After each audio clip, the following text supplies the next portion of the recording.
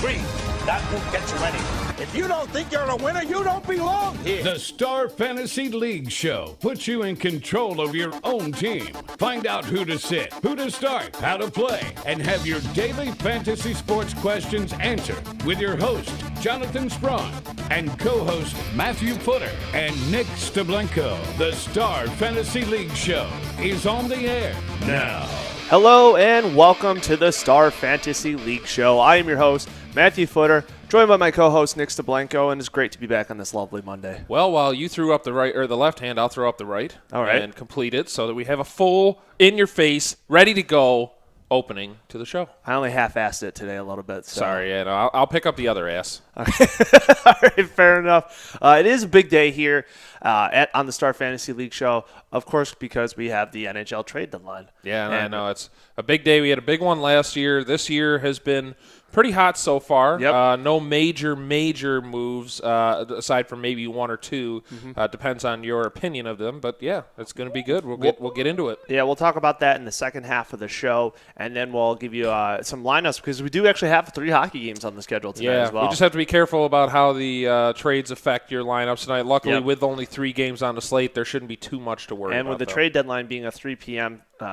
Time, you should know well in advance if guys are in or out tonight. So, but we are going to start with the 5 basketball games on the schedule. Very light night for sports, but that's okay. I like these 5-game slates in NBA because I can find some good value sometimes. I think it's easier to manage. I mean, sure, you don't have as many options as maybe you would like, but there's still 10 teams to choose from, so I think it's still pretty solid. All right, then let's get into it. So. All right, sure. I'll run you down here. We'll start off with the first game on the slate. That is Toronto at Philadelphia. Toronto is an 8.5-point favorite. The over-under is 193. I'm kind of surprised they're only 8.5-point favorites. Yeah, well, here's some breaking news that just kind of dropped. Kyle Lowry's going to be out again. They're going to rest him, so most likely they're going to be starting Gravis Vasquez at the point guard position. That you should see a bump maybe in a guy like Lou Williams at 10,000. This is a game that has blowout potential even with a couple backups, starting essentially. Definitely. So I think that's kind of why they have it closer than you think because they figure by the mid-third quarter Toronto's going to be in the coast mode. I mean, is Gravis Vasquez almost in a must-play situation, or does he not deliver when he gets into these situations? I think I have to put him in based on essentially him starting last game. I mean, he's under 8,800. That's a pretty decent value. He played last game for Lowry, which was Saturday night, and he went for 34 minutes. He had just under 20 fantasy points, which is okay, but the minutes alone, I think you gotta consider him as a shot. So it always makes you nervous if you're playing a value play that gets minutes. That's great. But then if they only show up with 15 fantasy points, you're kind of SOL on that. Yeah, but he does have a great matchup tonight against Philadelphia. Absolutely. James Johnson is another guy who might get a little bit of a bump tonight with Lowry out because it's going to be basically looked upon as DeMar DeRozan is the main focus. On the Philadelphia side, I'm really only looking at Nerlens Noel. He's the only guy who's consistently getting minutes, 35, 34, 35. That's what he's getting over the last few games after the trade deadline. Everybody else on this team, it's just you can't figure him out. When does this team get out of the basement? I'm really confused. They just traded away one of their top guys in MCW. So what are they doing? I don't know. This team could be bad for more years than just the expected 2 or 3 what they thought. It really doesn't make a whole lot of sense to me. I mean, if you're tanking, you usually hope to turn it around the next season. Yeah. So this is a game I'm probably, if I had to pick, would be the one I avoid, essentially. Okay. If you're not going to pick a lot of guys. All right, well, then let's move on to the others then, shall we? Sure. Phoenix at Miami is the next game on the slate. The over-under is 205. Miami is a 3-point favorite. This is Dragic versus the old stomping ground. Yeah, he is questionable heading into this game. Okay. But if he does play, it's that intangible factor, I think. He's going to want to perform. Under 13,000. If he doesn't play, I think Dwayne Wade gets a nice bump at 15,000. But the main guy, obviously, on this team is Hassan Whiteside.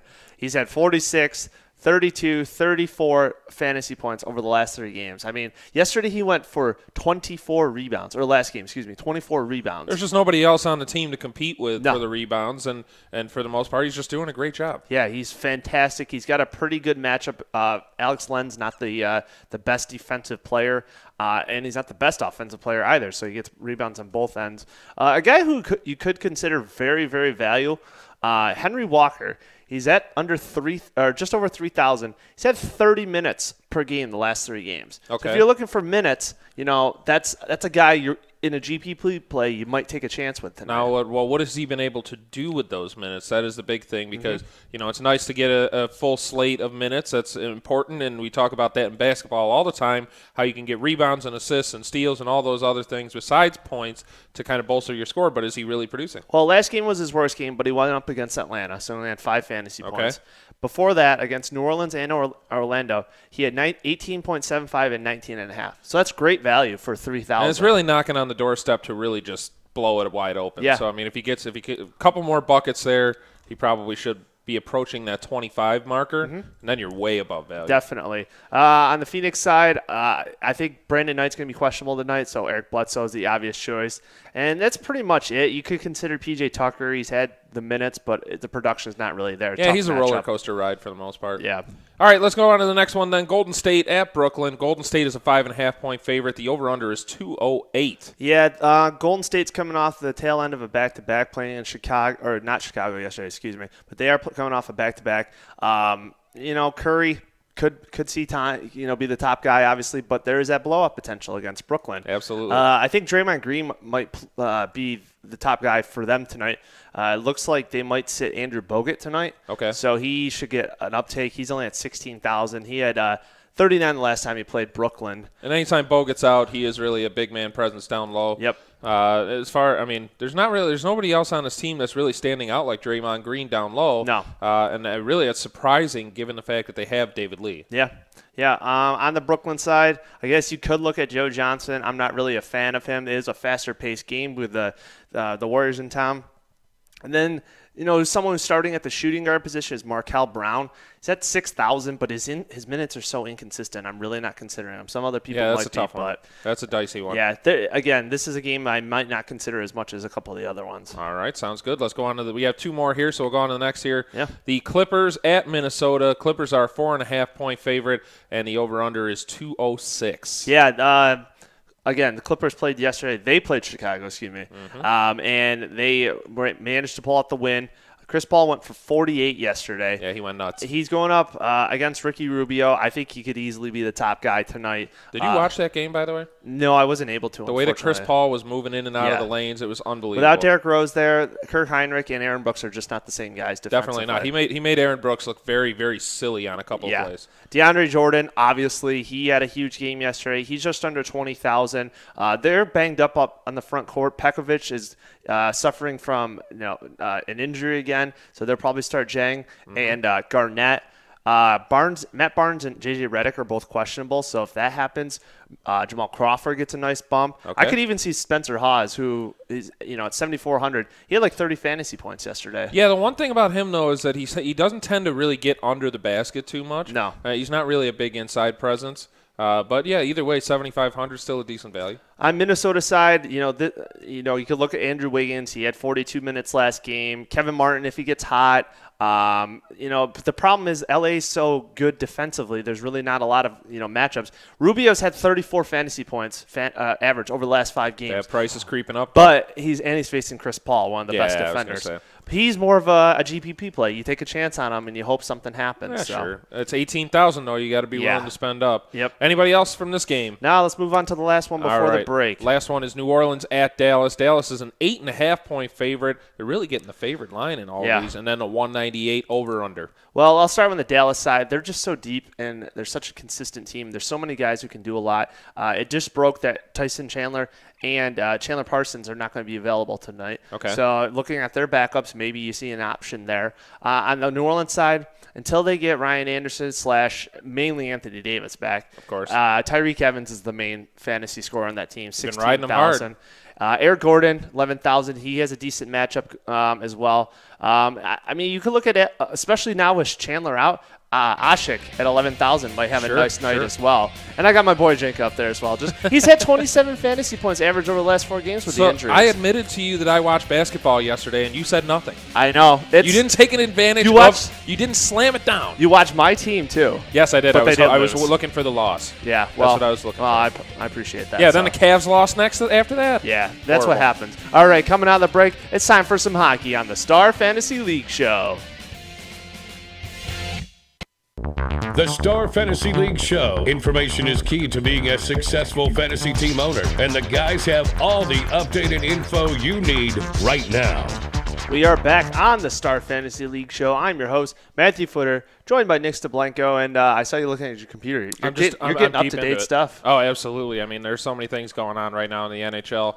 Bunch of good trades. I don't think anything is going to completely change the face of the NHL, but I think that due to some injuries, some teams had to shore up a few positions, and I think they did. Yeah. So it's pretty exciting. Exciting day for the NHL. The NHL trade deadline is, a big deal. We both enjoy it being hockey fans ourselves, but it's kind of like you're kind of going to the flea market and just picking through other people's trash a lot of times. Whereas free agency is like, okay, you're going shopping for the big guns. Yeah, definitely. But there are a couple of teams out there that we know that are just complete sellers. They're selling the entire franchise almost. So essentially, there's actually some gold to be found in those garbage bins. Let's just talk about a couple of of these trades. I want to start with the Keith Yandel trade because I think that's the biggest one that's happened so far. You could argue maybe Evander King going to Buffalo is a pretty big trade as well. Sure. But I think Keith Yandel, who's an All-Pro, having a fantastic year, one of the top scoring defensemen, gets sent to the Rangers for a lot. Picks. Great player in Duclair. Yep. What are your thoughts on this? Yeah, I mean, the Rangers give up John Moore, Anthony Duclair, who I really like. And a couple of really good picks. I like it for the Rangers, though. The Rangers are all in right now. As soon as they get Henrik Lundqvist back, they're a player for the Stanley Cup. They were in the finals last year. They really have another shot at getting there. They have, in my opinion, they have 3 lines that can score, and they have 4 lines that can play for them. So in the playoffs, that's extremely important. We saw a team like my Devils a couple of years ago. They rolled through all 4 lines consistently in the playoffs, and that's what got them in so deep. I still can't believe they were in the Stanley Cup. No, nobody can, but that was it. They had a 4th line and 3 guys that knew their position, knew what they were supposed to do. Now, what Keith Yandel does for the Rangers is he gives them 3 full D pairings. They have the deepest defense in the Eastern Conference right now. And one of the things that the Rangers love to do is they love to jump their defensemen up into the play. They're aggressive. They try to make sure that those guys are making a 4th body in the offensive zone so that they can produce, and they will. Keith Yandel is definitely that guy. He will certainly put points on the board for them. He's going to factor in on the power play. I think it's a great acquisition for the Rangers. I hate you, Rangers. All right, yeah. I'm a Devils fan. Go Devils. The Rangers are an exciting team to watching them last couple games and things like that. Another move that kind of happened over the weekend we could touch upon. How about Antoine Vermette, another Phoenix Coyote, getting shipped to Chicago? So. Yeah, that was important for the Blackhawks after losing Pat Kane and what a loss that was, especially for American hockey. If you weren't paying attention, he was tied for the lead in points in the NHL. We have never seen an American player win the Art Ross Trophy in the NHL. Very sad. But Antoine Vermette gives the Blackhawks another forward. He will probably factor in the top 6. That's important. He's been doing really well for Arizona this year, and he's pretty much the only one that has on the offensive side. So we'll see how he fits in. We'll see what Joel Quenneville decides to do as far as moving pieces around. I'm not really sure, but he's going to be a producer as well. For sure. So, yeah, something they really needed. Yeah. Any of these other trades over the past few days, you don't have to necessarily consider them just today's trades, but they kind of stuck out to you that you're like, wow, this is a bad move or a really good move? I think a really smart move for the Canadians. They traded away Andrei Sekera over to the Kings, and now they get back Jeff Petrie from the Edmonton Oilers, which I still don't understand why the Oilers are giving up defensemen. They don't have defensemen. They need defensemen. He was by far their best defenseman. Easily, and so whatever. That is what it is. And the Canadians get another guy there that they really need. They have P.K. Subban and Andrei Markov, who they're great on the point. But beyond that, Nathan Beaulieu, not really an offensive defenseman. Tom Gilbert, not really going to do it. So I think that really helps them out. Petrie brings in a lot. And really, I think that they didn't have to give up too much. They do give up a second-round pick in this year's draft, but that's not too bad. I think this is another team that's shooting for the Stanley Cup. Yeah. With the way the Carey Price is playing, they absolutely have a shot. Well, you look at the teams who've made moves so far. You got the Rangers, you got the Canadians, you got the Lightning. Those are the teams that are at the top of the conferences that are fighting for those positions. So even though if you maybe don't want to make a move, you're kind of forced to because of the other teams doing stuff. Yeah, and you know what? I think that's the kind of situation that we saw with the Tampa Bay Lightning. Yeah. They get Braden Coburn, and Coburn is a 30-year-old defenseman. They gave up a ton for this guy. They gave up a second-round pick this year and a second – I'm sorry, wait, no. They gave up Radko Gudas, a first-round pick this year and a third-round pick this year as well. That is a lot for a 30-year-old defenseman. I don't know how much more return you're going to get on him. You might get 4 or 5 years if you get to sign him for that long, but he's not the kind of player that you give up a first and a third-round pick for. It just doesn't make sense to me. I think the Lightning are probably going to see an early exit in the Stanley Cup playoffs as well. All right. Well, that is what it is. The trade deadline is going to be happening all day. It's going to be interesting to watch, but we do have a couple games on the schedule tonight. We're going to start with the first one listed. This is Nashville Predators plus 100 taking on the New York Rangers minus 120. We're assuming it's probably going to be Pekka Rinne versus Cam Talbot. Yeah, really for the Rangers, you have to watch for their starting lineup because they made multiple moves. They also got James Shepard, and they got one more guy that Carl Klingberg. Yep. So they're going to have a few shakeups in their lineup. I'm not really sure where everybody's going to factor in. We know that Keith Yandel will factor in. We're not sure if he's going to factor in tonight, but there could be some absences, and in replacement of those absences, you may be able to find some value. There may be some guys moved around. There may be some pieces moved around. But at the same time, Nashville is still a really good team. Pekka Rinne is playing well this season. Recently, the past couple of games, they have not been so hot. They've lost the last 2 games. They've been in a bit of a slump lately. I think the Rangers should be a good play. I'm nervous about playing some of those top guys, though. I agree. I'm nervous about playing Rick Nash. If you have the money, you can always play him. He's due to score every night. But I'm nervous to play some of those top 6 guys. I think this could be a low-scoring game. And remember, the Rangers don't play as well at home as they do on the road. They usually put up 2, 3, 4 goals at the most. So I don't know. I'm not so sure. Not so sure if I can pull the trigger. And what we've talked about for multiple points in this season is Nashville is not only great defensively, they've been one of the better offensive teams this year too. Definitely, and I think that Philip Forsberg and Mike Fisher are 2 guys you need to consider tonight. They are pretty much the driving force on offense for these guys. Matt Cullen is a nice value play that I like. He is on the second line with Mike Fisher, so he's worth a look. He's just over 6,000, and he's been playing pretty well. He had a goal and an assist in his last game, so not too bad. I think you can find some value there. Remember, Cam Talbot is not a good replacement so far. He's been shaky. He's been rocky. It is what it is. Once Lundqvist comes back, this is a different team. Fantastic. Moving along, the Carolina Hurricanes plus 180 taking on the Chicago Blackhawks minus 220. Most likely Cam Ward versus Corey Crawford, which has been confirmed. He's the only goalie that's been confirmed tonight, yeah. Yep. I'm a little bit surprised by this line. I think this is a little bit deceptive here. Yeah. Carolina's been okay the past couple of games. Don't forget that they are on a winning streak. I believe Cam Ward's won his last 3, and I believe the Hurricanes overall have won their last 4. So this is a team that has been playing better for whatever reason. I don't know. They must not have gotten the memo that they are bad. So Cam Ward is a sneaky play if he plays. Yeah. So I mean, he's been on his head. He's been standing on his head lately. So if Kudman plays, would you consider Kudman? Maybe. But this is a sneaky play. These are dark horse plays. These are not your heads up and 50-50 and double up game plays. This is a tournament play. So I may consider putting one of them in a tournament just because it gives you a little bit of variation from what all of the others should be taking. As far as offense goes, Eric Stahl, Jordan Stahl, and Alexander Semin make up the top line.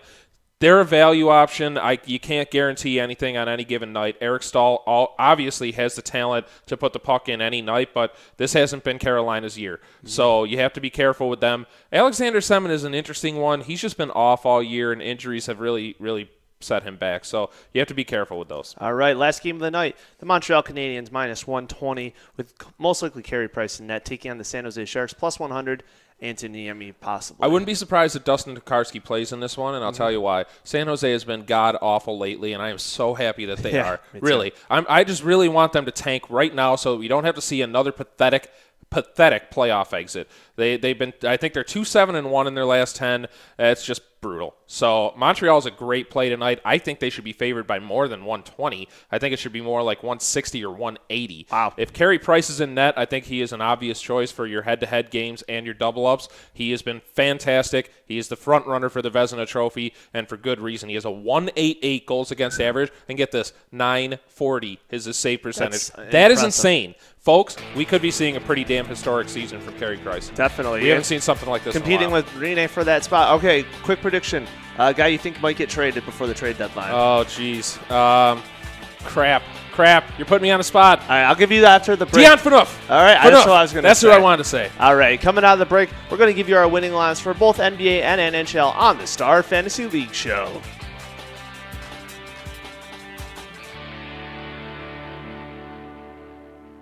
Now, let's get back to it. The Star Fantasy League Show. Feel free to tweet the show at SF Leagues. Welcome back to the Star Fantasy League Show. I am your host, Matthew Futter, at SFL Matt.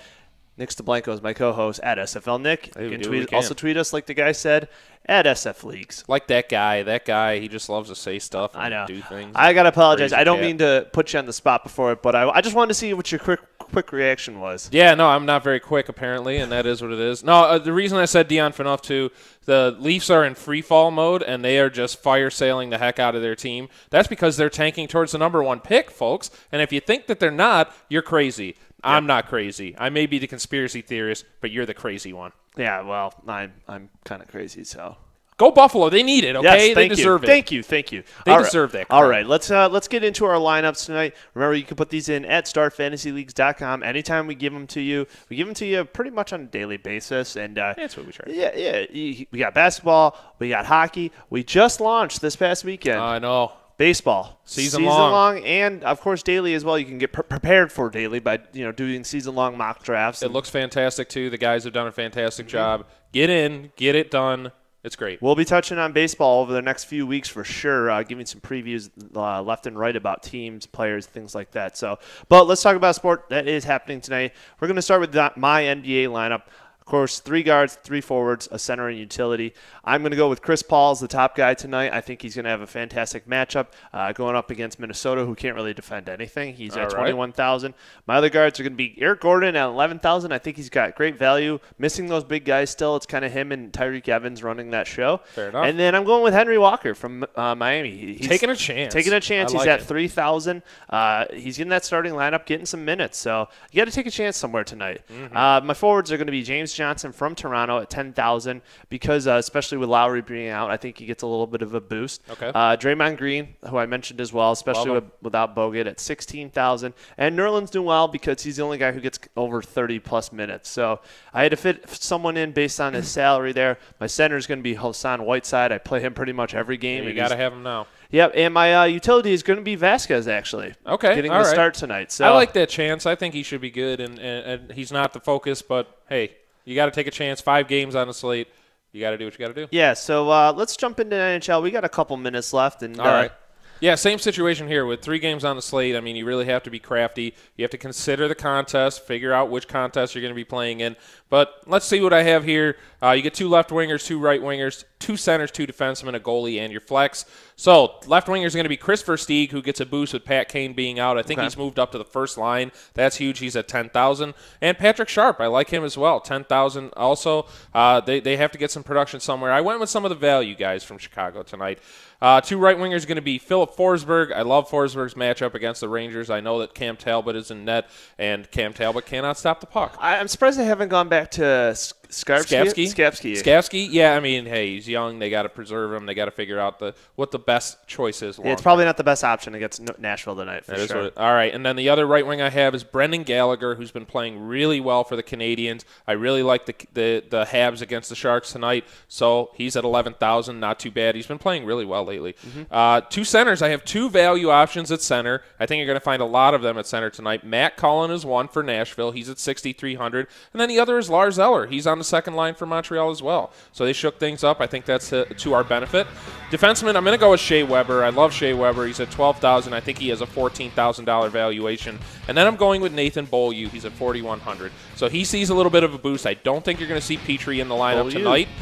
Then the flex play is going to be David Desharnais. He is done at 8,700. I love that name.